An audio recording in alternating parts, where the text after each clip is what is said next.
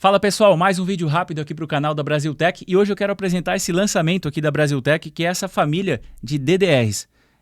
Esses DDRs aqui eles têm algumas características que diferenciam dos modelos de outros fabricantes e talvez a principal característica aqui, ela vai contra tudo que eu falei sobre DDRs, tudo que eu falei como desvantagens nos DDRs durante anos aqui no canal. Sempre que eu citei esse equipamento eu falei de uma grande desvantagem que ele tem, ou tinha pelo menos antes do lançamento dessa linha aqui. Era uma grande desvantagem que com essa linha deixa de ser uma desvantagem e nós ficamos apenas com as vantagens desse equipamento. Eu vou falar mais sobre isso durante esse vídeo, então se te interessa, se você costuma utilizar ou tem interesse em utilizar DDRs, continua aqui comigo nesse vídeo. Antes eu só te convido a se inscrever no canal e ativar o sino para receber as notificações e ficar por dentro aí sempre que forem postadas novidades. Então pessoal, aqui eu estou com todos os modelos aqui dessa linha. Ela tende a ser expandida com o tempo, tende a ser ampliada, então dependendo de quando você ver esse vídeo vão ter outros modelos já, mas hoje o que está disponível são esses 9 aqui e o que muda em relação a todos eles é a corrente nominal. Temos opção de 10 amperes, 16 amperes, 20, 25, 32, 40, 50, 63 e 70 amperes. Então são 9 modelos. E o que muda em relação a todos eles é apenas a corrente nominal. Todos eles estão disponíveis no site da Brasiltech, então você pode comprar qualquer um deles aqui. E repara uma coisa interessante, a diferença em relação aos IDRs, que são equipamentos aí com um funcionamento semelhante. Olha só, tem a opção de 25, 40 e 63 amperes somente. Enquanto que nos IDRs nós temos 9 modelos de 10 até 70. No caso dos IDRs, somente 3 opções aqui, 25, 40 e 63, com um espaçamento muito maior aqui entre os modelos, né? Isso se deve a um fato muito importante.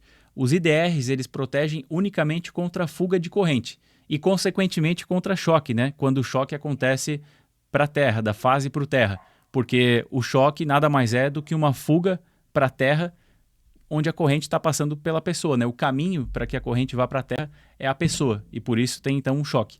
Então o IDR ele protege unicamente contra fuga de corrente e consequentemente contra choque.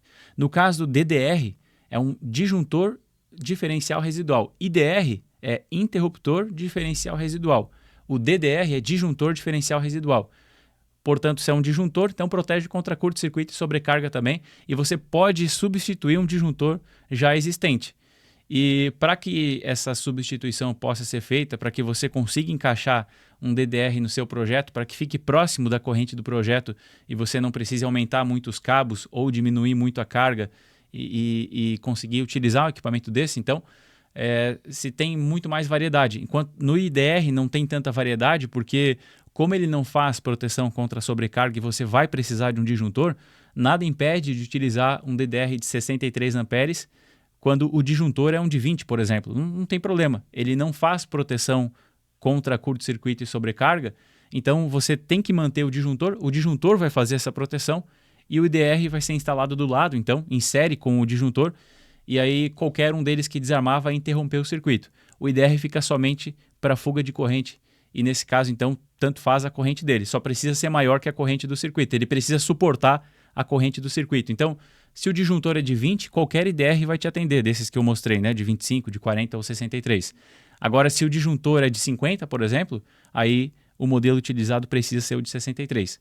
No caso, então, dos DDRs aqui, nós temos várias outras opções, porque é importante que você consiga encaixar no seu projeto aí a corrente mais próxima possível da corrente da carga.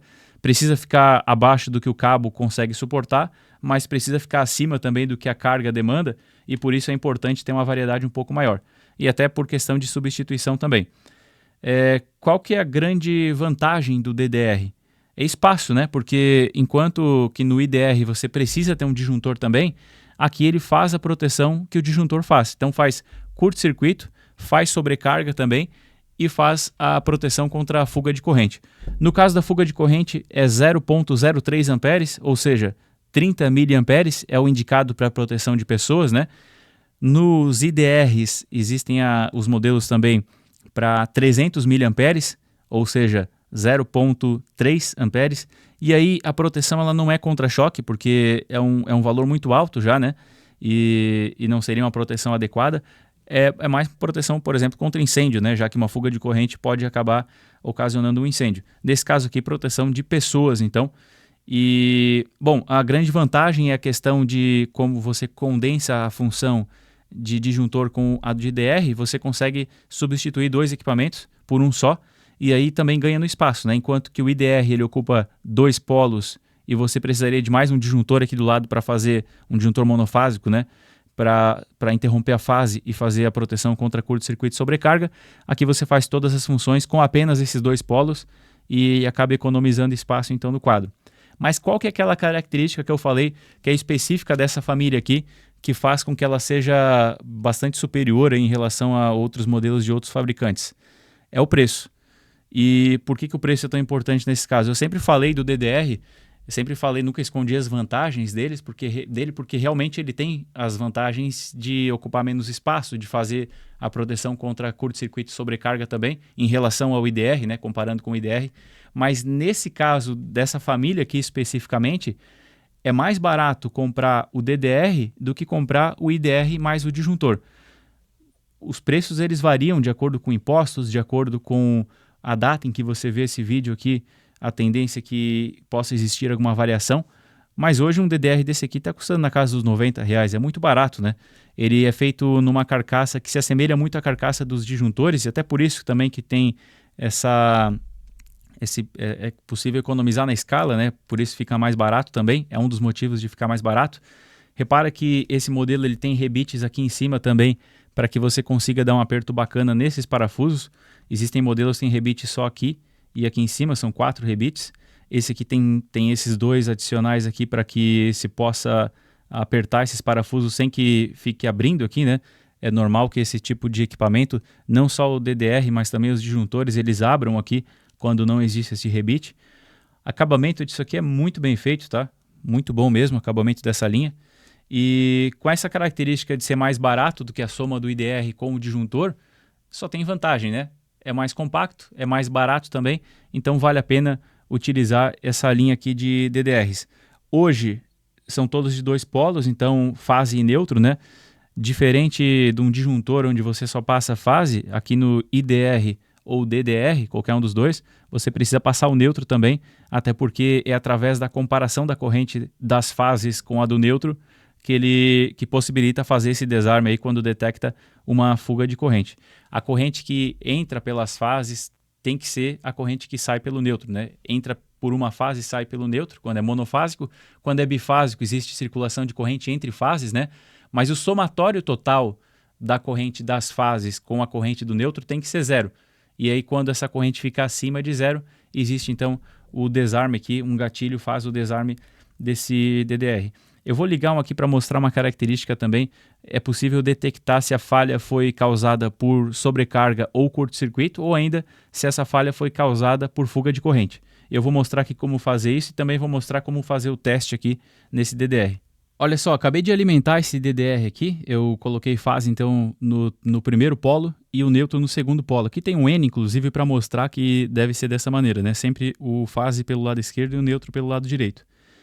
No caso ele está desligado aqui agora, e para ligar quando você receber aí o seu DDR, você vai apenas levantar a alavanca como se fosse um disjuntor.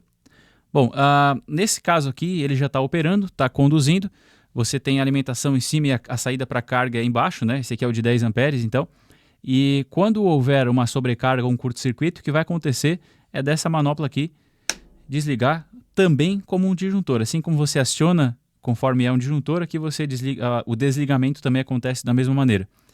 Qual que é a diferença aqui? Quando o desarme é por fuga de corrente, para que você consiga diferenciar e para que você consiga ir atrás do problema, o desarme ele vai acontecer também pela manopla aqui do disjuntor, mas vai levantar esse botãozinho de reset aqui e por conta desse botãozinho você sabe que o desarme aconteceu por conta de uma fuga de corrente. Então, se acontecer de chegar lá no quadro de disjuntores e você vê esse botão de reset levantado, quer dizer que não foi curto-circuito e não foi sobrecarga, foi uma fuga de corrente. Você pode atacar direto esse problema, procurar onde está essa fuga de corrente e não se perde tempo procurando outras coisas, né? Para desligar isso aqui basta pressionar esse botãozinho. Deixa eu tentar mostrar aqui esse botão ele fica saltado para fora, mas quando eu pressiono, acho que vai dar para ver, quando eu pressionar ele fica faceado com o disjuntor, fica bem faceado, fica bem retinho aqui. Bom, nesse caso agora eu já vou conseguir rearmar o equipamento, o DDR, e ele volta a poder ligar, né? Então, extremamente simples, né? É possível detectar então a diferença, e para fazer o teste, eu sugiro que esse teste tem uma instrução aqui de fazer esse teste mensalmente. O que acontece nesse teste? Como eu falei, a corrente que passa pelo polo da fase é a mesma corrente que tem que passar pelo polo do neutro aqui, né? Se houver uma diferença, ele vai desarmar. Essa diferença tem que ser de até 30 mA. Até 30 mA ele vai acontecer esse desarme.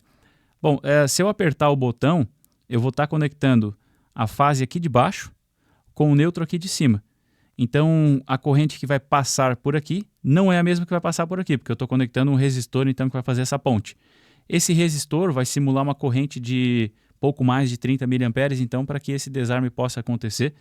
E por isso que esse botão de teste ele só funciona quando tem alimentação, porque é um teste real mesmo para conferir o funcionamento.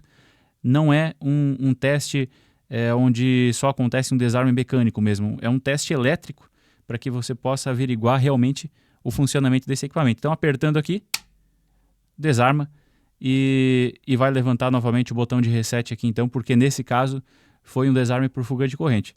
Ainda bem que tem esse botão, né? Senão seria necessário eu botar o dedo aqui na fase para simular essa fuga de corrente e, enfim, não precisei tomar um choque, né? Apertando esse botão aqui já é possível fazer o teste. Fico grato aí ao engenheiro que projetou e colocou esse botãozinho. Então esse vídeo vai ficando por aqui. Deixa um comentário falando o que você achou desse lançamento aí da Brasiltec. Deixa o like também se você gostou do vídeo. E se inscreve no canal, ativa o sino de notificações. Para você é de graça, mas para mim é o que permite continuar gravando conteúdo aqui para o canal.